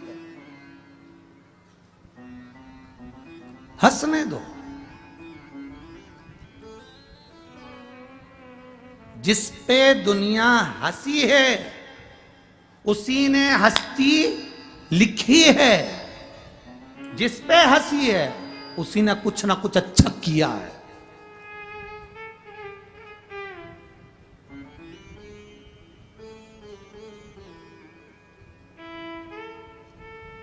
जिस पे दुनिया हंसी, ताने कसे, अपशब्द कहा, उसी ने दुनिया में कुछ ना कुछ परचम फैलाया। जितनी गाली पड़ती है उतनी ध्वजा ऊपर जाती है। और फिर याद रखना, जितनी पतंग ऊपर जाती है उसको काटने वालों की संख्या बढ़ जाती है। पतंग जितनी ऊंची जाएगी, पड़ोस की छत पे जितने खड़े होंगे वो अपनी पतंग से ऊंची वाली पतंग को काटने का प्रयास करेंगे। तुम्हारा नाम जितना ऊंचा जाएगा, अड़ोसी पड़ोसी की छत तैयार है, घबराना नहीं, परंतु जवाब तुम्हें नहीं देना है। जवाब देगा वो जिसका हम भजन कर रहे हैं। जो तुमको चाहता है, तुम जिसको चाहती हो, तुम्हारा जो आपस में प्रेम है, जिससे तुम बहुत दिल से प्रेम करते हो और वो तुम्हारे साथ चल रही हो और कोई गाड़ी वाला उसको टक्कर मार के चले जाए, तो वो झगड़ा करेगी क्या? बोलो तो जम के। नहीं। झगड़ा कौन करेगा? बेरू। जगदम्बा नहीं बोलेगी। जगदम्बा तो ओ माँ, ओ माँ। अब भेरू ने कहा क्या हुआ है? वो टक्कर मार के गया, रुक जा। उसने गाड़ी दौड़ाई, पकड़ा गिरवान, चल इधर, और 2 दिया रख के। उसने पूछा, टक्कर तो उसको लगी थी, तू मुझे क्यों मार रहा है? उसने कहा वो मेरे दिल में बसी थी, जिसको टक्कर लगी थी। तो तू क्यों मार रहा है? वो मेरे दिल में है। तो वो मारे ना, वो नहीं मारेगी, मैं मारूंगा, क्योंकि मैं उससे दिल लगा बैठा हूं। बस तुम महादेव पर जल चढ़ाओ। तुम महादेव के दिल में बैठे, महादेव तुम्हारे दिल में बैठा, तो मैं टक्कर लगेगी तो जवाब वो देगा। तुम्हें जवाब नहीं देना, जवाब वो देगा। वो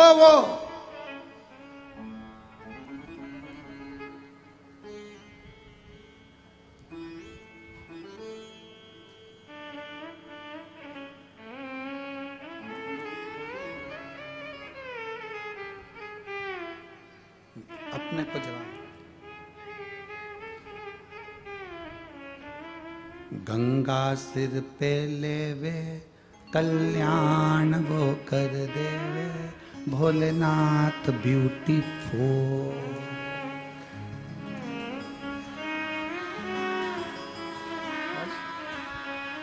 जिससे हमने दिल लगाया, जिसने हमने लगन लगाई। गंगा सिर पे लेवे, कल्याण वो कर देवे, भोलेनाथ ब्यूटीफुल।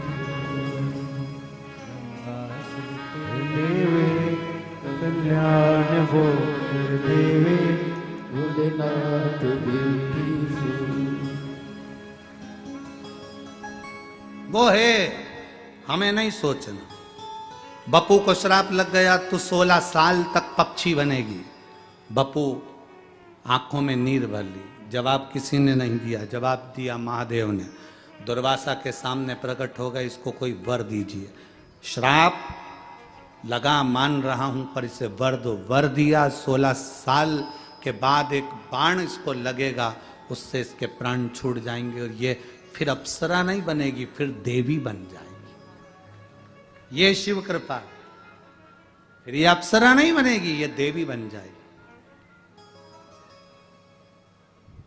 पक्षी बनकर उड़ रही थी। कुरुक्षेत्र का मैदान था, महाभारत का युद्ध चल रहा था। महाभारत का युद्ध चल रहा था, कुरुक्षेत्र का मैदान था, उड़ रही थी।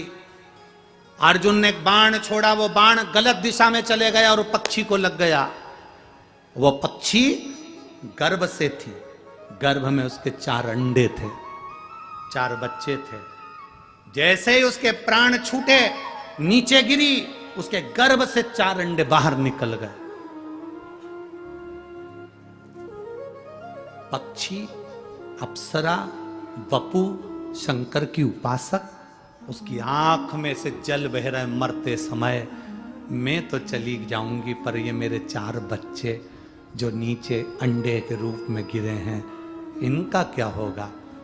उस स्थान पर शंकर भगवान प्रकट होकर बप्पू से कहते हैं, बप्पू तूने मेरे ऊपर 1 लोटा जल चढ़ाया है, मैं 71 पीढ़ी तक का ध्यान रखता हूं, तू क्यों चिंता करती है?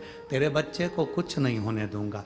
युद्ध के मैदान में एक तरफ कौरव है, दूसरी तरफ पांडव हैं। युद्ध के मैदान में घोड़े दौड़ेंगे, हाथी दौड़ेंगे, और मेरे बच्चे 4 अंडे यहां पड़े हैं, 4 बच्चे पड़े हैं, ये तो उस कुचा जाएंगे, मर जाएंगे। शिव जी कहते हैं तूने जल चढ़ाया है, चिंता मत कर।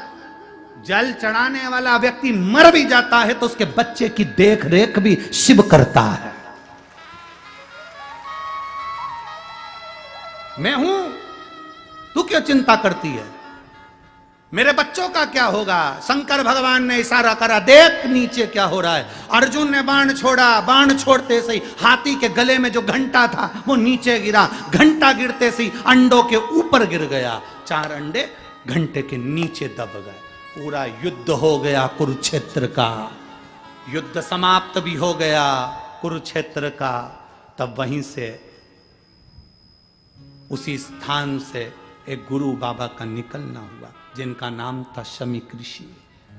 शमीक बाबा ने देखा हाथी का घंटा अच्छा है, इसको लेकर जाता हूं, मंदिर में निर्मित करेंगे। घंटे को उठाया तो नीचे से चिड़िया के उस पक्षी के 4 बच्चे मिले, जिसको शमीक बाबा अपने साथ ले गए। शिव जी ने उस बप्पू से कहा, देख बप्पू अप्सरा, जो शंकर की शरणागति में रहता है उसके बच्चा क्या, उसके 3 तिल मात्र की रक्षा शिव करता है, शिव करता है।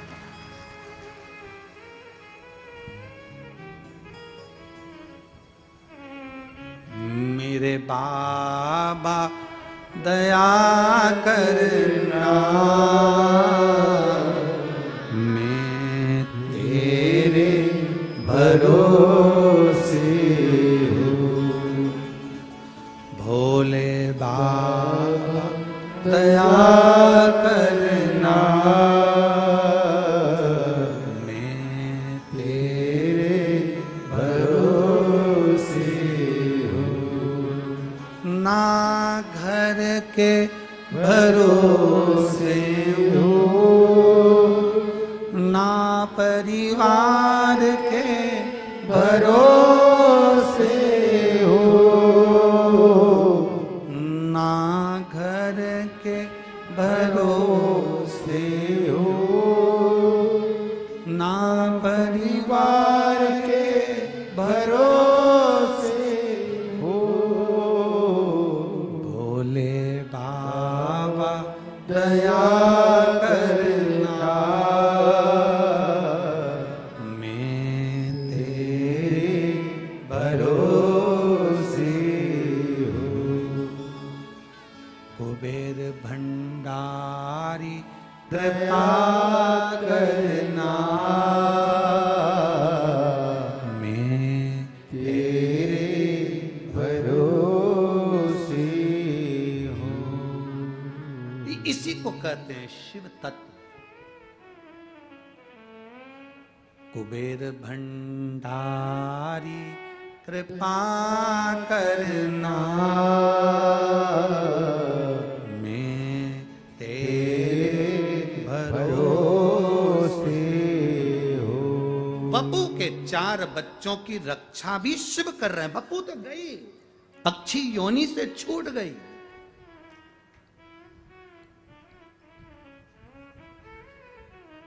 बप्पू तो गई, पक्षी योनि से छूट गई, रक्षा कर रहे हैं शिव। कैसे रक्षा करते हैं ये उनके ऊपर निर्भर करता है, ये उनके ऊपर। जन्म, मरण, परण, जन्म, मृत्यु और विवाह, ये 3 शिव जी ने अपने पास में रखा। किसके साथ शादी होगी, कौन पति बनेगा, कौन पत्नी बनेगी, ये उसको मालूम है। तुम 10 लड़के देख लो, पर जिसके साथ उसने संबंध जोड़ा होगा उसी से होगा। तुम कितना ही रो लो, मेरी किस्मत में ये लिखे है। और पति कितना भी गुस्से में कह दे मेरे तो भाग फूट गए तो तू मेरे पास आई, तुम्हारे कहने से कुछ नहीं होगा। ये तो भगवान भोलेनाथ की लीला है।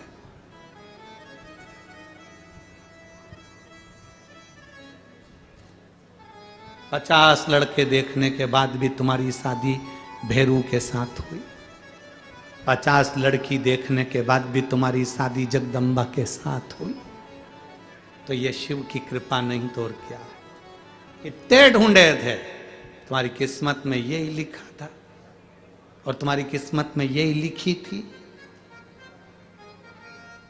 उसने लिख कर गए थे। किसी ने कह दिया तुम्हारी उम्र कम है, किसी को पत्रिका दिखाई, उसने कह दिया तुम तो जल्दी मर जाओगे, मालूम पड़े 80-90 साल का होके मरा। और वो इसलिए ज्यादा जिंदा रह गया क्योंकि उसने सोचा मर नहीं तो किसी को मालूम पड़े 80-90 साल का होके मरा। और वो इसलिए ज्यादा जिंदा रह गया क्योंकि उसने सोचा मर नहीं तो है, काजू ज्यादा खा लो, बादाम ज्यादा खा लो, केसर का दूध पियो, खूब चकाचक खाता रहा तो और मस्तुंडा होके 90 तक जिया, मरा ही नहीं। क्या कर, जन्म मरण परण 3 भगवान के हाथ में, उसे कोई को नहीं दिया।